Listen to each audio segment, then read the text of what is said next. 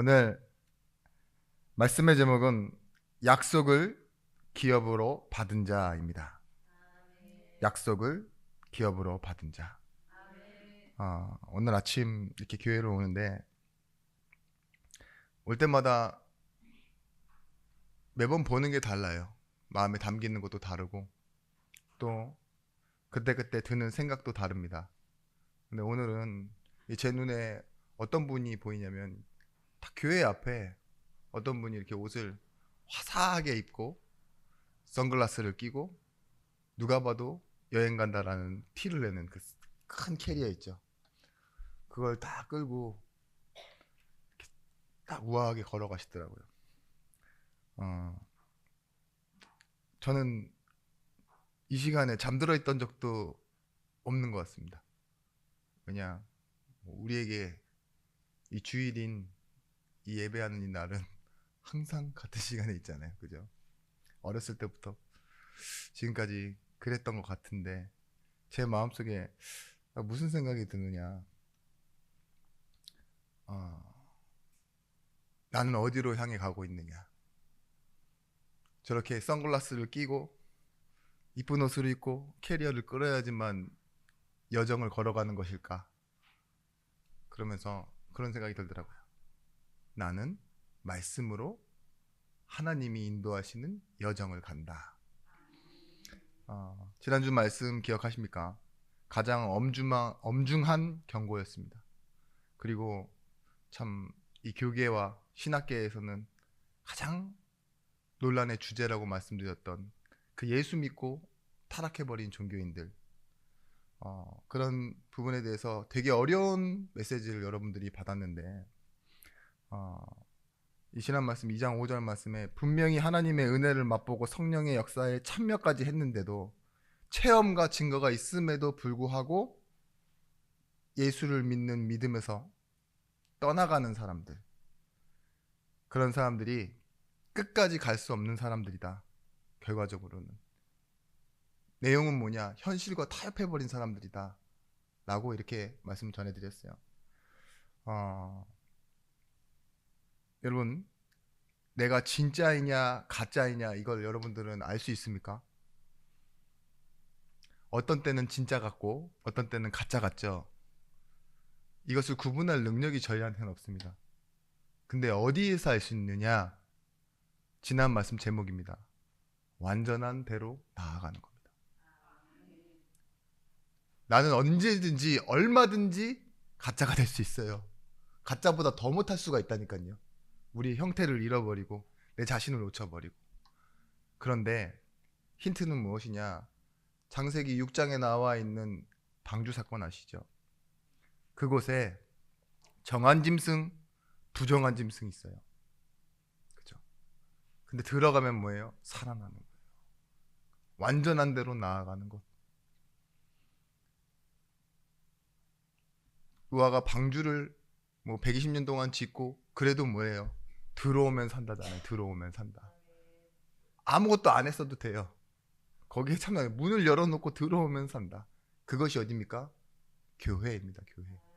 교회에 나오시라 이 소리가 아니라 교회에 대한 의미를 알고 우리의 영적인 현수소를 찾을 때 우리는 이 히브리서의 주제인 말씀의 내용, 그것이 뭐냐? 운명을 바꾸는 길. 말씀의 시간표를 따라가는 길을 걷게 됩니다.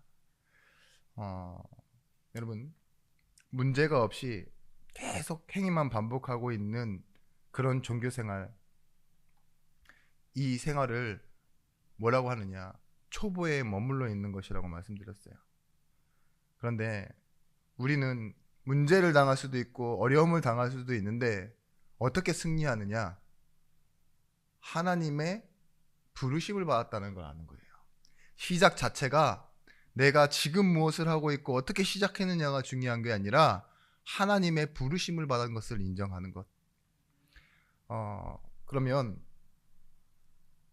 우리 입장에서가 아니라 하나님의 입장으로 한번 보십시오. 우리를 부르셨는데 하나님은 부르실 때 뭘 다 예비해 놓고 부르셨다고요? 하나님의 계획과 하나님의 완성을 두고 우리를 부르셨다고요. 우리가 이렇게 자녀를 낳아 보면 알지만 막상 준비가 안 돼 있는 상태로, 그죠? 우리 자신도 엄마가 될 준비가 되지 않았는데도 불구하고 막상 생명이 생기고 자녀를 낳고 나면 어떻게 되죠? 우리 주제가 완전히 바뀌어요. 엄마라는 주제로, 그죠? 근데 뭐냐, 코앞에서 바로바로 하는 때보다는 어떻게 되죠?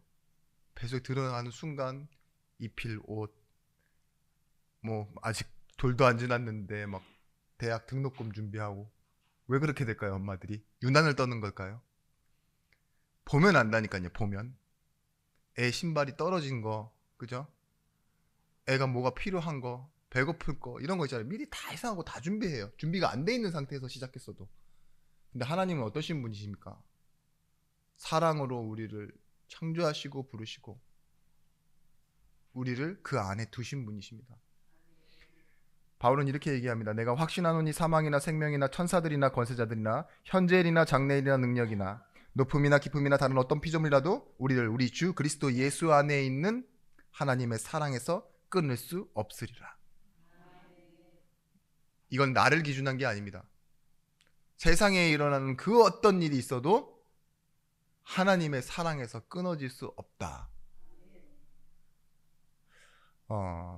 현실의 문제는요, 떠나가는 사람에게는 선택 이유이겠지만 남아있을 사람, 특히 성도라는 이 단어를 가지고요, 완성을 향해 가는 사람에게는요, 과정일 뿐입니다.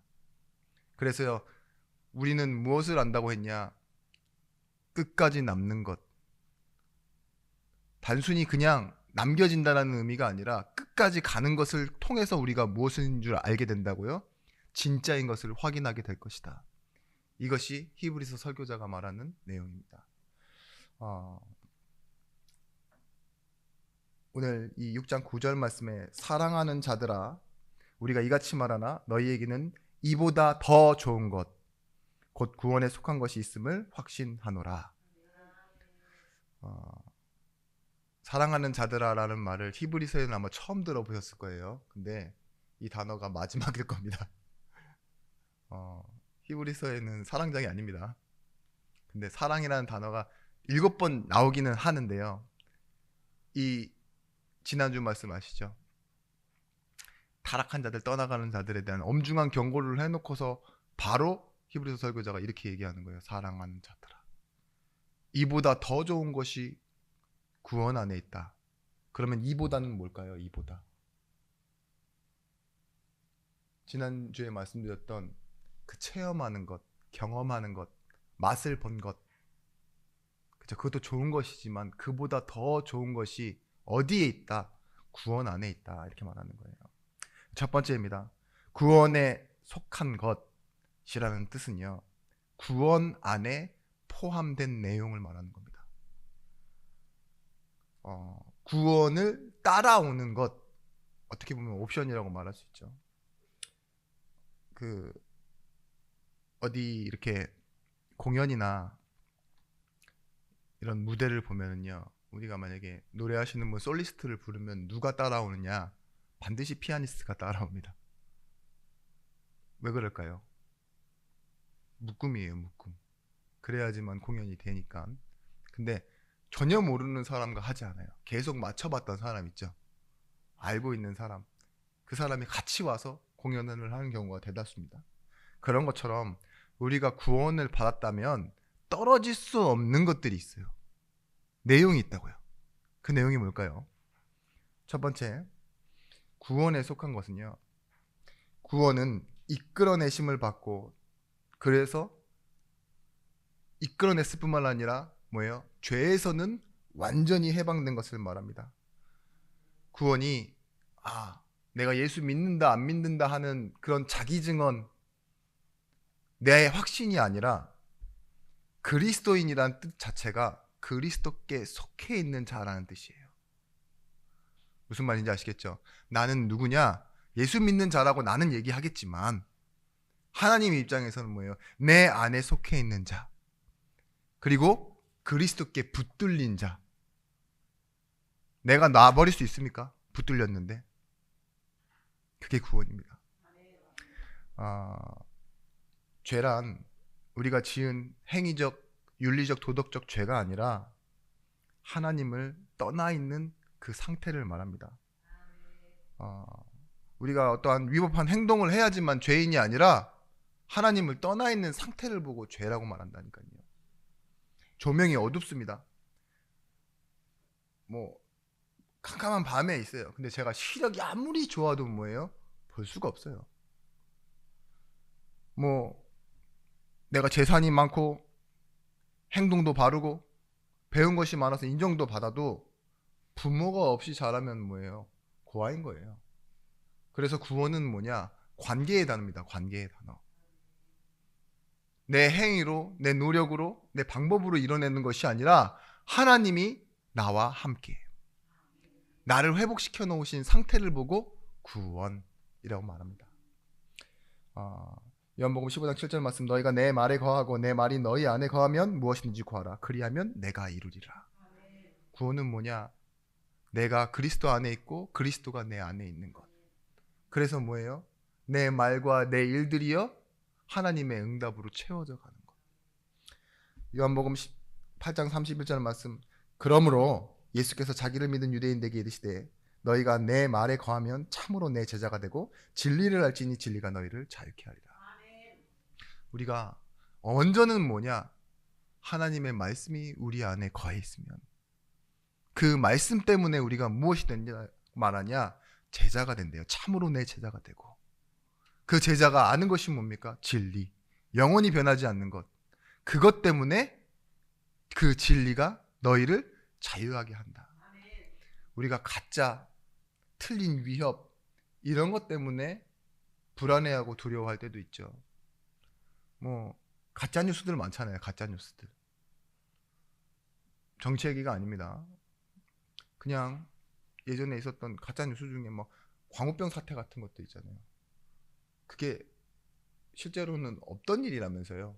그럴 수 없는 일이라면서요. 근데 그때는 왜 그렇게 우리가, 또한 우리 중에 누군가가 막 광화문까지 막 나가서 막 반대를 하고 시위를 하고, 그가 누군가가 책임을 져야 되고 그런 일들이 됐습니까?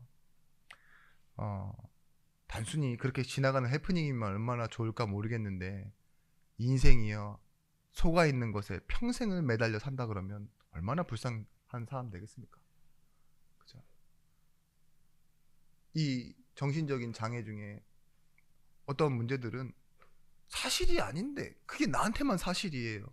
조현병, 우울증, 그죠? 공황장애.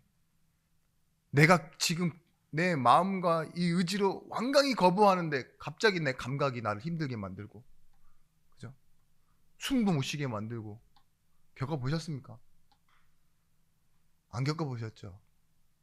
되게 힘든 겁니다. 그것들. 그런 사람 실제 가까이 보셨습니까? 세상에서 가장 아름다운 단어가 동병상련이래요. 아무것도 이해하지 못할 사람인데, 나랑 너무 다른 사람인데 같은 병만 겪었어도 이죠, 불쌍하게 보는 마음 생기는 거 있잖아요. 공감. 여러분, 우리는 종교를 믿어 복을 받는 게 아닙니다. 구원이란 요한복음 1장 12절 말씀에 영접하는 자, 곧 그 이름을 믿는 자, 하나님의 자녀가 되는 권세를 주셨으니. 자녀의 옵션은 무엇입니까? 자녀가 되었다라는 건 법적으로 상속권을 갖는다라는 거예요. 그죠? 그게 구원입니다. 관계랑을 무엇으로 설정했느냐? 신과 인간, 뭐 주종 관계가 아니라 자녀. 그래서 뭐예요? 우리가 하나님을 뭐라고 부르죠? 아버지. 근데 우리만 아버지라고 부르는데 하나님 누구세요? 이럴까요? 하나님 뭐라고 그래요? 나를 자녀라고 성령께서 친히 더불어 증언하신대요. 내가 어디 가 있는데 나도 내가 누군지 몰라. 내 이름만 불리면서 살아. 근데 갑자기 뒤에 누군가 와갖고 아들 이래요. 그럼 딱 봤는데 웬 털만 아저씨가 있는 게 아니라 뭐예요? 하나님이 나를 아들이라고 부르고 찾으신다니까요. 문제에 있을 때 가만히 계시는 분들 의심해 봐야 됩니다. 예? 하나님이 안 불러주시는 거예요. 잠깐 여러분들이 먼저 부르세요. 아멘. 네. 우리 교회 아멘이 너무 빨라서 제 설교가 빠를 수도 있습니다. 왜냐면 빨리 묻어야 되거든요. 이 내용을 빨리 묻고 가야 됩니다. 그래가지고 볼지어다 내가 문 밖에 서서 두드리노니 누구든지 내 음성을 듣고 문을 열면 내가 그에게로 들어가 그와 더불어 먹고 그는 나와 더불어 먹으리라. 뭐예요? 자녀의 옵션은 하나 더 있습니다. 아버지의 것이 나의 것이에요. 내가 산 내 집에서 사는 것이 아니라 뭐예요? 아버지의 집에서 내가 살면서 내 집이라고 말하는 거예요. 냉장고를 열어서 먹고 싶은 걸 먹어도 조금만 눈치 보면 되는. 그죠? 전혀 안 볼 수는 없어요. 저게 내게 아닐 수도 있는데 그래도 뭐예요? 내 거예요. 근데 훔쳐 먹는 게 아니에요. 법적으로 내 집에 있는 건 내가 먹는 거니까. 그죠? 관리비도 다 내주십니다. 그죠? 어떤 때는 진짜 그 방 안의 온도가 내가 맞춰놓은 온도가 아닌데 그 온도를 내가 다 느낍니다. 뭐예요? 같이 있는 거예요. 함께 하는 거. 내가 이룬 공로로만 사는 것이 아니라 아버지의 것이 나의 것으로. 그래서 만일 너희 속에 하나님의 영이 거하시면 너희가 육신에 있지 아니하고 영에 있나니 누구든지 그리스도의 영이 없으면 그리스도의 사람이 아니니라. 그래서 너희는 다시 무서워하는 종의 영을 받지 아니하고 양자의 영을 받았으므로 아빠 아버지라 부르짖느니라. 구원은 하나님의 영이 우리 안에 와 있는 겁니다. 그 영을 우리가 받아 성령으로 살아가고 인도받고 또한 그 역사를 함께 누리게 되어지는 겁니다. 그래서 성령이 친히 우리와 영과 더불어 함께 이 소리죠. 여러분 성경의 말씀에 구약과 신약 이 말이 뭐죠? 옛 약속과 새 약속이죠. 하나님이 우리에게 자녀에게 주신 것은 뭐냐? 약속이에요. 약속. 그 약속을 우리가 기업으로 받았다고요. 보혜사 곧 아버지께서 내 이름으로 보내실 성령 그가 모든 것을 가르치시고 내가 너희에게 말하면 모든 것을 생각나게 하리라. 하나님이 내 생각조차 보이지 않는 내 생각조차 감정조차 친히 건드려 주시고 생각나게 하시고 그래서 뭐예요? 보호하시고 은혜로 가르친다 해서 보혜사 성령 평안을 너희에게 끼치노니 뭐래요? 나의 평안도 너희에게 주노라 이렇게 말씀하세요. 그래서 내가 너희에게 주는 것은 세상이 주는 것과 같지 아니하다. 너희는 마음에 근심하지도 말고 두려워하지도 말라. 그래서 구원은 상태입니다. 구원은 단순히 어떠한 획득한 그런 특별한 혜택, 베네핏이 아니라 뭐죠? 내 상태라니까요. 하나님과 영원히 함께 있을 그 나의 상태. 그래서 요한복음 16장 13절 말씀에도요. 그러나 진리의 성령이 오시면 그가 너희를 모든 진리 가운데로 인도하시니 그가 스스로 말하지 않고 오직 들은 것을 말하며 장래일을 너희에게 알리라. 성령께서도 뭘 말한다고 말하냐? 스스로 말하는 존재. 각자에게 다르게 역사하는 게 아니라요. 들은 것. 그 말은 뭐죠? 약속일 기준에서 하나님의 말씀을 가지고만 역사하시는 성령. 예수님께서도 뭐라고 했어요? 약속을 이루시기 위해. 여러분 그래서 우리는 행동과 선택과 결단으로 사는 게 아닙니다. 말씀으로 사는 겁니다. 여러분의 행동이 그렇게 당당합니까? 참 틀린 행동도 참 당당하게 하시는 분들이 있지만 아니요. 결단도 작심삼일 될 때 많습니다. 여기서 운동해야지 라고 생각했던 분들 중에 지금 운동하고 계신 분 몇이나 되세요? 다이어트 해야지 해놓고서 하시는 분 몇이나 되시냐니까요. 그건 단순히 삶의 변화인데도요 안 돼요. 믿어야지 하면서도요 여러분 예배 끝날 때마다 그런 생각하시죠? 근데 진짜 믿고 계신 분 많습니다. 그래요. 제가 이게 뭔가 깔려는 설교 시간에 은혜를 이렇게 누리는 시간이 이제 여러분들과 이렇게 제가 뭔가 트러블을 만드는 시간은 아니니까 적절히 타협하겠습니다. 그래서 신앙생활은요 엄연히 해야 하는 것이 아니라 되어지는 것입니다. 하나님과 함께 하기 때문에 되어지는 자리로 나아가는 것입니다. 성경 원어에는 이 말을 뭐라고 하느냐, 아우토마토라고 되어 있습니다. 지금 우리 세상에서는 뭐라고 말하냐, 오토매틱이라고 하죠. 자동이라는 말이에요. 자동. 그 말을 차에서는 이제 기어 변속이라고 말하지만 사람에게는 이 오토매틱이 뭐냐, 스스로라는 뜻이에요. 자연스럽게 되어지는 것들. 그래서 자연적으로 움직이는 것들. 그냥 자고 깨는데도 응답이 옵니다. 왜냐? 잘해서가 아닙니다. 못해서는도 아닙니다. 뭐죠? 하나님이 함께 하시니까. 그런즉 너희는 그의 나라와 그의 의를 구하라. 그리하면 이 모든 것을 너희에게 더하여 주시리라. 말씀 전에 뭘 주셨냐? 이 모든 것이 너희에게 있어야 할 줄을 알고 계신 분이 계신다니까요. 그분이 하나님이시고 그분이 구원자이세요. 모르시고 구할 때 딱 꺼내놓는 그런 매장의 직원이 아니세요. 다 알고 준비하고 계시지만 뭘 기다리고 계시느냐? 그의 나라와 그의 의, 구원에 관계되어져 있는 그 일들이 나의 일 될 때 모든 것은 당연히 옵션 구원 안에 있는 것이다. 그래서 여러분, 다른 곳에서 시작하지 마십시오. 구원 안에서 시작해야 됩니다. 구원 받은 사실이요, 사실 우리 인생의 전부입니다. 이 사실을 오늘 누리고 영원히 누리시길 바랍니다. 6장 10절 말씀. 하나님은 불의하지 아니하사 너희 행위와 그의 이름을 위하여 나타낸 사랑으로 이미 성도를 섬긴 것과 이제도 섬기는 거 있는 것을 잊어버리지 아니하시느니라. 두 번째입니다. 증거. 이것이 무엇이냐?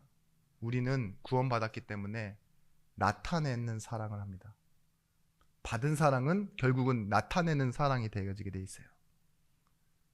두 번째, 나타내는 사랑. 그리고 이것을 잊지 않으시는 하나님. 여러분, 영적인 체험이나 행위 이런 건 어디 종교에서도 할 수 있는 체험인 거 아시죠? 우리가 어디 가서 부적이나 한번 써보고 구슬 한번 해보거나 아니면 뭐 어디 전주교회 구마나 이런 걸 봐서 막 귀신 빠져내는 체험을 보면은요, 즉각적으로 이루어지는 체험들 많아요. 네? 기적이 일어나고. 근데 진짜 성도를 가려내는 방법이 뭐냐? 히브리서 기자가 이렇게 얘기하고 있어요. 나타내는 사랑을 한다 이거예요. 사랑을 받았다라는 그런 감정에 취해서 사는 것이 아니라 아무리 어려울지라도 하나님의 사랑 받은 것을 가지고 나타내는데, 하나님은 뒤에서, 앞에서, 그리고 우리와 함께 그걸 잊어버리지 않으시는 하나님이시라는 거예요. 여러분, 데살로니가 교회에서는 바울이 이렇게 얘기하죠. 1장 3절 말씀에 너희의 믿음의 역사와 사랑의 수고와 우리 주 예수 그리스도에 대한 소망의 인내를 우리가 하나님 아버지 앞에서 끊임없이 기억함이니, 믿음과 소망과 사랑, 이 세 단어를 보고 추상명사라고 합니다. 실체가 없는데 갖다 붙이면 붙이게 쓸 수 있는 단어들. 믿음, 소망, 사랑. 그런데 바울은 이 추상명사를 구체화시켰어요. 믿음에는 뭐가 있느냐? 기능이 있다, 역사. 소망에는 무엇이 있냐? 이 소망을 가지고 오래 참는 인내를 만들어낸다. 사랑은 땀 흘리는 수고를 만들어낼 수 있다. 그죠? 구체적인 명사로 만들어낸 거죠. 그런 것처럼 사랑은 뭐냐? 실제하는 것입니다. 하나님의 사랑을 우리가 실제 받았기 때문에 무엇이 무엇으로 나타나느냐? 만져지는 것. 그래서 너희가 지금 나타내는 사랑으로 성도를 섬기고 있는 것과 지금도 섬기고 있는 것, 이것을 안다라고 지금 히브리서 기자가 말하는 거예요. 그래서 뭐예요? 너희가 진짜다 이거예요.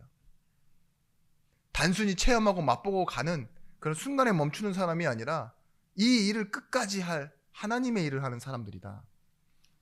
요한일서 3장 14절 말씀에 우리는 형제를 사랑함으로 사망에서 옮겨 생명으로 들어가는 줄을 알거니와 사랑하지 아니하는 자는 사망에 머물러 있느니라. 이 말이 무엇입니까? 우리가 사랑을 한 것을 가지고 뭐예요? 이 전도라는 그 응답과 축복을 가지고 사망에서 생명으로 옮겨내는 일을 한대요. 구체적인 일을. 아시겠죠? 우리의 성도를 사랑하는 것, 그리고 현장에서 영혼을 사랑하는 것은 사망에서 생명으로 옮겨놓는 일이랍니다. 고린도전서 1장 13절 말씀에 천사의 말을 하고 예언하는 능력이 있고 모든 지식을 알고 산을 옮길 만한 믿음이 있어도 사랑 없으면 뭐라고 하냐? 울리는 꽹가리와 아무것도 아닌 것이고 아무 유익도 없고 몸을 불사르게 내줄지라도 사랑이 없으면 아무것도 아니다. 헛된 것이다. 이렇게 얘기하잖아요. 여러분, 사랑은 죽어가는 사람을 실제적으로 살려내겠다라는 의지입니다. 그래서요, 성도는 이게 있어요. 아무리 자신이 어려워도 사랑이 섬김을 할 수 있습니다. 단순히 막 마음이 약하고 그 어렸을 때부터 살아오기를 당하고 살아왔고 근데 또 당하고 있고 그래서 또 빼앗기는 게 사랑이 아니에요. 그런 호구 같은 사랑이 아니라 뭐예요? 내가 어려운데 나보다 더 어려운 사람을 볼 수 있는 눈, 나보다 더 나은 사람까지도 내가 도울 수 있는 눈, 그런 마음이 있는 겁니다. 여러분, 전도는 복음을 설명하고 가르치는 것이 아니에요. 내 기준과 내 방법을, 내가 살아왔던 경험을 전달하거나 뭔가 이 가르쳐 주는 것 있죠. 잘 표현해 주는 것. 그런 건 내용이 있긴 하지만 그건 영업이나 교육입니다. 학습이지. 진짜는 뭐냐? 본질은 사랑이에요. 그래서 아무 준비 없이 가서도 교회 나와. 이 말이 사랑이라면 전도가 맞습니다. 근데 자기도 답이 없는데 뭔가 있잖아요. 그냥 가볼까 이렇게 말하는 건 호객행위가 됩니다. 사랑이 없으면 울리는 꽹가리가 된다 그랬잖아요. 그런 것처럼 여러분, 사랑, 이것이 우리의 증거인데요. 하나님이 이걸 두고 뭐라고 하느냐? 10절 말씀에 하나님은 불의하지 아니하사라고 말하잖아요. 공평하신 하나님을 말하는 건데, 아니 지금 이 교회를 보십시오. 약한 사람이 더 강한 사람을 돕고 있지 않습니까? 불의하지 아니하신 하나님 아닙니까? 공의롭다면서요. 교회는 왜 이렇게 뭔가 차이와 차등이 없다면서, 은혜만 있다면서 왜 누구는 더 늦게 와도 세상에 있는 그런 자리와 어떤 경제적인 여유와 이런 것들이 다 반영이 됩니까? 그쵸? 그래 보이죠? 여러분, 하나님의 성품에서 나온 사랑은요, 그런 걸 초월하는 겁니다. 인간은 자가 발전을 통해서 만들어지는 사랑을 가지지 않습니다. 내가 얼마만큼 했기 때문에 얼마만큼 받고가 아니에요. 그건 보상이지. 누군가에게 얼마만큼 받았기에 줄 수 있는 그런 보상이 아니라고요. 그건 거래입니다. 이중부정합니다. 그것이 뭐냐? 불의하지 아니하사, 이 말이 뭐예요? 정말로 정말로 공평하신 하나님이다, 이 말이에요. 공의는 이렇게 말합니다. 죄를 그대로 내버려 두지 않는 게 공의예요. 여러분, 사회에서도 가만히 죄를 지었는데 가만히 내버려 두는 사회는 정의로운 사회라고 말하지 않습니다. 죄를 지었으면 부자든 거지든 아주 높은 사람이든 아주 연약한 사람이든 똑같이 이렇게 처벌을 받아요. 근데 제가 법이 만들어지는 이유를 봤거든요. 근데 제가 생각했던 의도랑 좀 다르더라고요. 법이 왜 만들어졌을까요? 사람이 달라요. 눈에는 눈, 이해는 이해를 해야 되는데 사람이 다르다고요. 종놈이 주인 뺨을 딱 치면은요, 주인이 뺨을 한 대만 칩니까, 종에?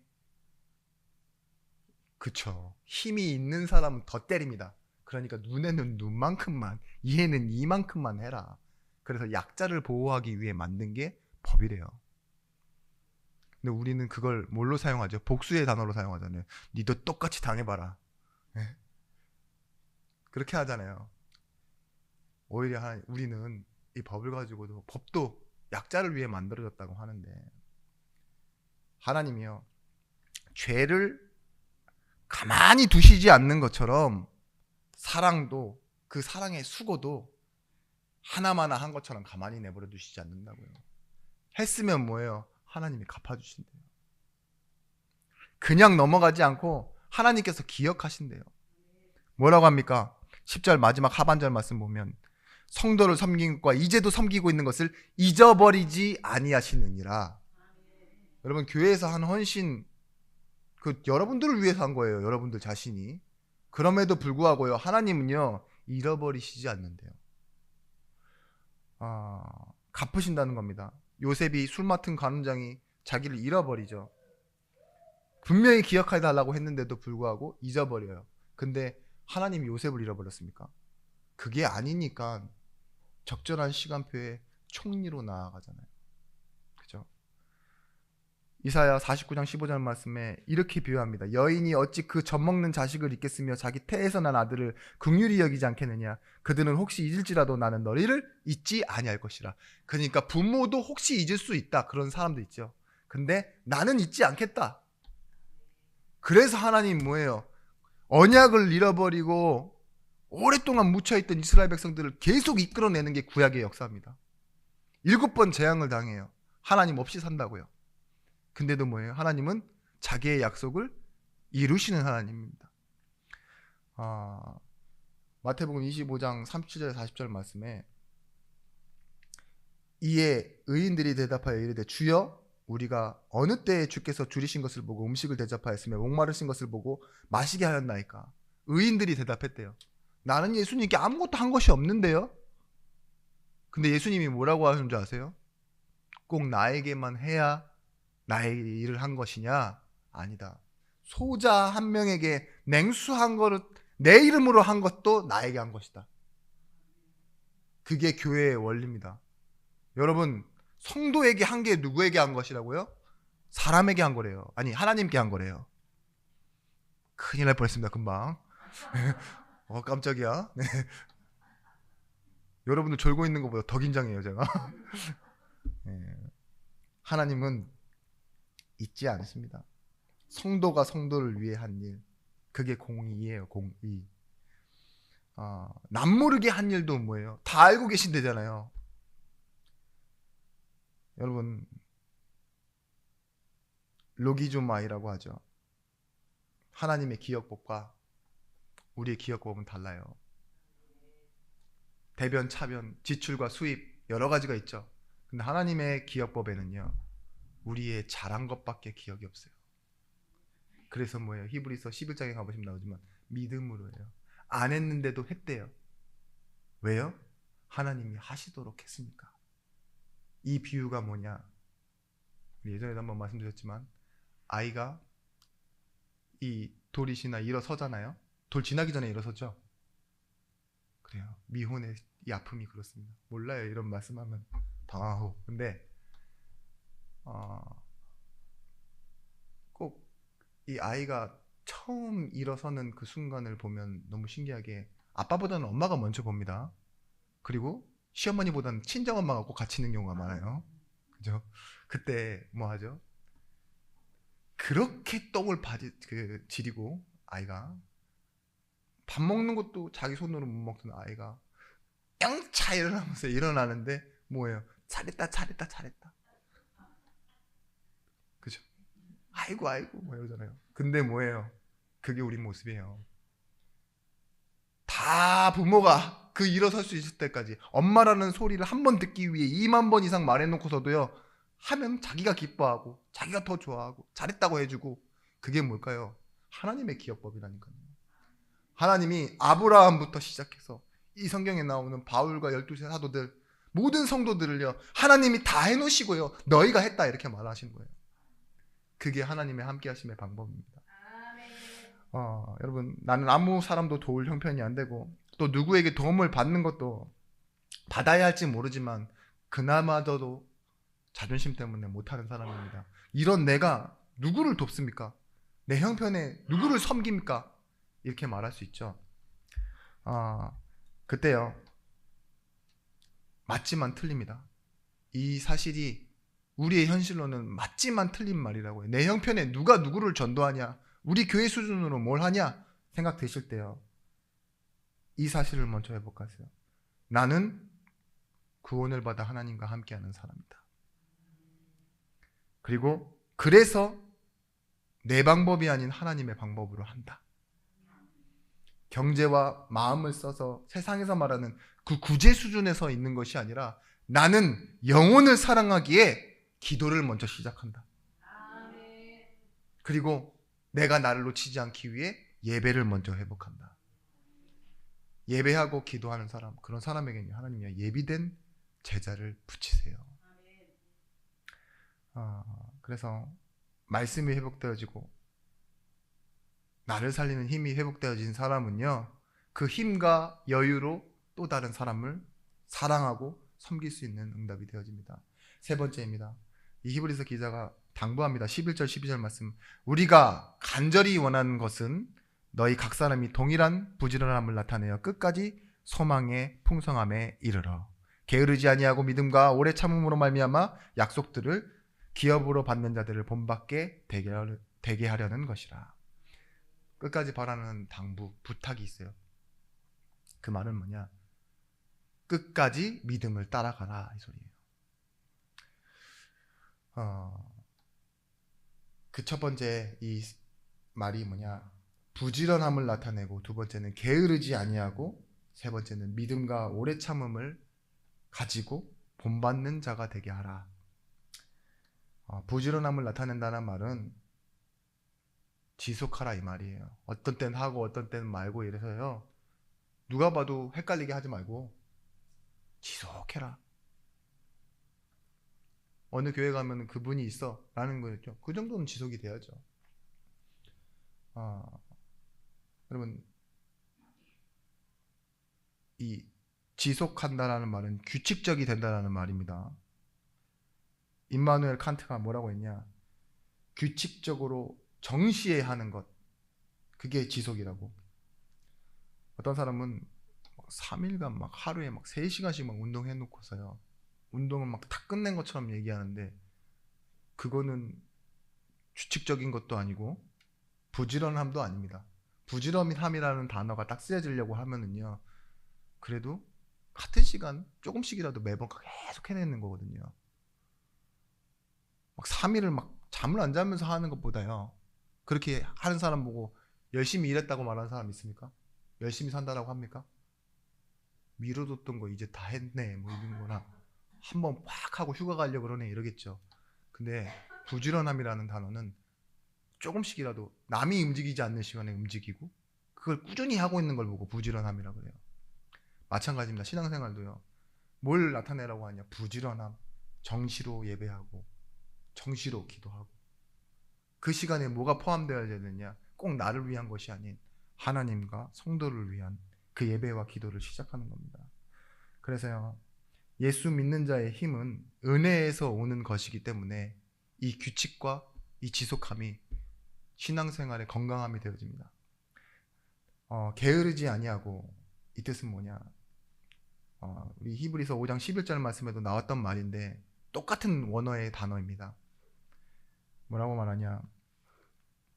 무엇이든지 전에 기록된 바는 우리 교훈을 위하여 기록된 것이니 우리로 하여금 성경의 위로와 소망을 가지게 하려 함이라.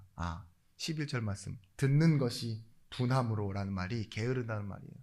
그러니까 듣는데 뭐예요? 게으르다, 둔하다, 이 소리는 뭘까요? 못 듣는다 이거예요. 미뤄둔다 이거예요. 말씀이 들리는데 밀어버리는 것, 그걸 보고 둔하고 게으르다라고 말하는데요, 말씀을 제대로 받는 겁니다. 그래서 뭐 하느냐? 우리의 교훈을 위하여 기록된 것이니 인내로 또는 성경의 위로로 소망을 가지게 하려 합니다. 말씀이 우리에게 버틸 힘을 주고 결국은 뭐가 되어지느냐? 소망의 위로가 되어진다고 이렇게 말하고 있습니다. 그리고 무엇을 당부하느냐? 믿음과 오래 참음을 본받는 자 되게 하려 하는 것이라고. 여러분, 믿음도 뭐라고 얘기하고 있냐? 오래 참음이라는 것을 통해서요, 연습이 되어질 수 있다는 걸 말해요. 참는 게요, 연습이래요. 연습. 신기하죠?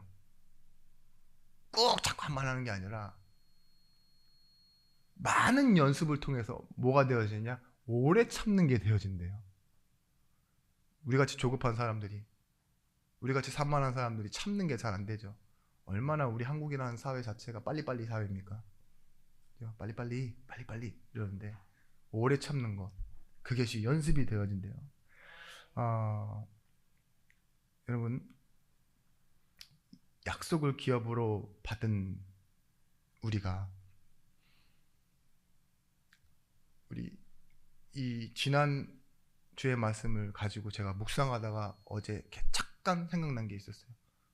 야, 순간 빛을 받고 성령을 체험하고 신실한 은혜를 맛보고도, 은사를 맛보고도 왜 떠나가느냐, 이걸 내용을 말했었잖아요.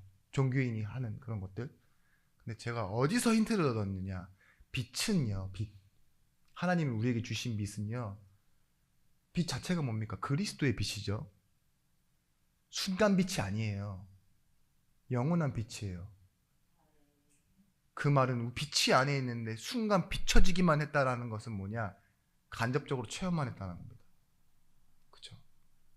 우리는 직접적으로 우리 안에 그것을 가지고 소유한 사람들이에요. 그럼 나중에 말씀드리겠습니다. 우리가 약속을 기업으로 받았다, 약속을 유산으로 받았다라는 말이 뭐냐? 믿음의 조상인 아브라함이 이삭을 받기로 한 나이, 언약을 받은 나이가 몇 살이냐? 75세예요. 몇 세에 얻었죠? 100세. 25년이라는 기간 동안은요, 말 그대로 계약 기간입니다. 약속이에요, 약속. 근데 아브라함이, 이삭이 커서 자기를 따라서 돌아다닐 수 있는 그런 말도 하고 물을 수 있는 나이가 됐는데 어디로 데려가죠? 모리아 산으로 데려가죠. 그리고 뭐예요?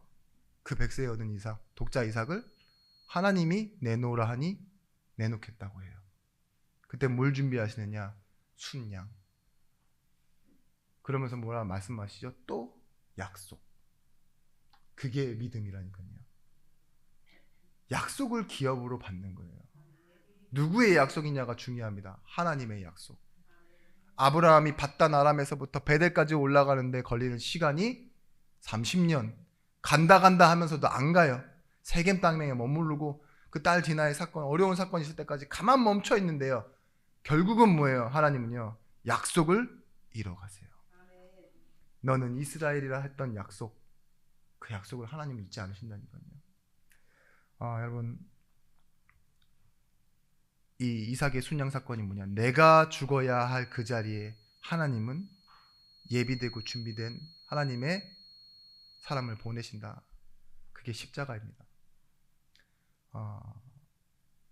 오늘 결론적으로 우리가 약속을 기업으로 받았다는 것은 하나님의 일이 나의 일이라는 뜻입니다.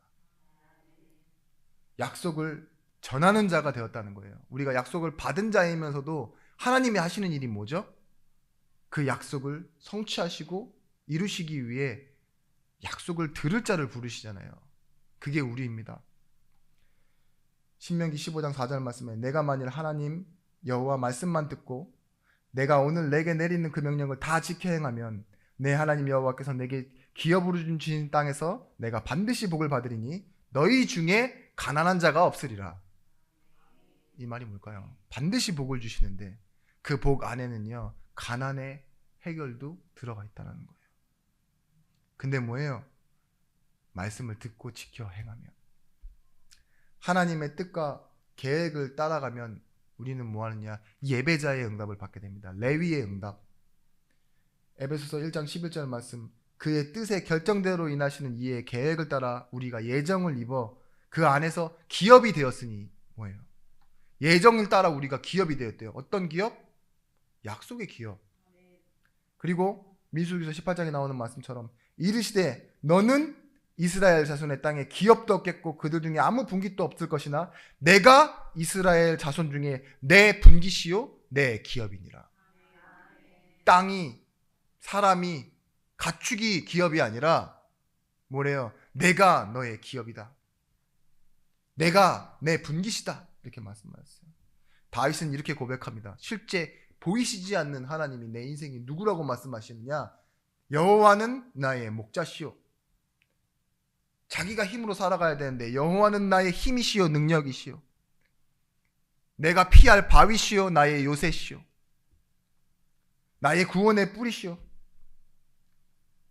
지나는 모든 것을 가지고 자기가 관련된 삶을 하나님을 통해서 고백하는 거예요. 내 힘의 근원, 능력 어디서 옵니까? 여러분, 약속입니다. 약속을 붙들고 기도하시기 바랍니다. 그래서요, 에베소 1장 18절 말씀, 너희 마음의 눈을 밝혀 그의 부르심의 소망이 무엇이며 성도 안에서 그 기업의 영광이 풍성함에 무엇이며. 이것을 전에 뭐라고 말하느냐? 주 예수 그리스도의 하나님 영광의 아버지께서 지혜의 계시의 영을 주사 하나님을 알게 하시고, 우리가 기업을 알기 전에, 우리의 약속을 알기 전에 누구를 알아야 되냐? 하나님, 구원 주신 하나님을 아는 것입니다. 이번 명절 기간 좀 긴데요, 현장으로 돌아가셔서 여러분들이 누리실 것은 뭐냐? 약속이 나의 기업이라는 거. 그래서 가족들을 보면서 네 일 내일 따지는 것이 아니라 나의 일은 하나님의 일이다. 나는 약속을 가지고 누리는 사람이다. 이것을 누리며 승리하시길 바랍니다. 기도하겠습니다. 하나님, 감사합니다. 하나님이 우리에게 주신 약속을 반드시 성취해 가시고 이뤄 가시는데 우리를 교회에 삼으시고 우리를 전도자로 불러주셨음에 감사드립니다. 이 구원의 축복이 우리 인생에 가는 길에 시작과 증거가 되어지게 하여 주십시고, 이 약속을 가지고 승리하는 현장의 만남을 허락하여 주시옵소서. 주 예수 그리스도의 이름으로 기도드렸습니다. 아멘.